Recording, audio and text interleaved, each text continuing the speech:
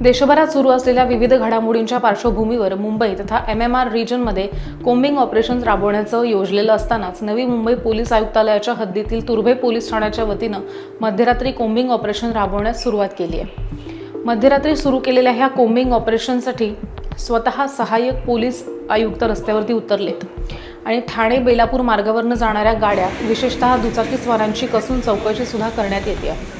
या कोम्बिंग ऑपरेशनसाठी 20 अधिकारी आणि 120 अंमलदार यांच्यासह हे ऑपरेशन राबवणार आहेत असं सहाय्यक पोलीस आयुक्तांनी सांगितलं।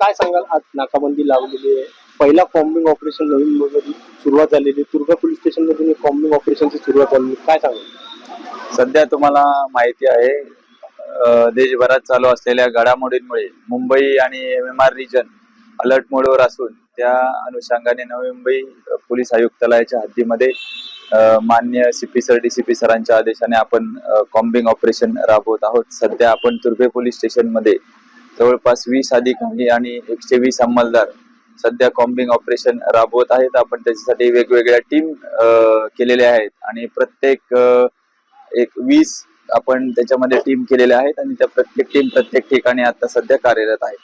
कुठे कुठे होणार आता तुर्भे पोलीस स्टेशन मध्ये? सध्या तुर्भे पोलीस स्टेशन मध्ये आज होणार आहे, तसे प्रत्येक पोलीस स्टेशनच्या हद्दीमध्ये आपण रोज प्लॅन करत आहोत। त्या पोलीस बंदोबस्ताचे पोलीस लावलेले त्याच्यामध्ये कमांडो आणि वेगवेगळे पोलीस आहेत। याच्यामध्ये आपण प्रत्येक पोलीस स्टेशनचे अधिकारी अंमलदार बोलवलेले आहेत, तसेच आपल्या आयुक्तालयातील RCP टीम QRT टीम हे देखील या कॉम्बिंग ऑपरेशन मध्ये काम करत आहे।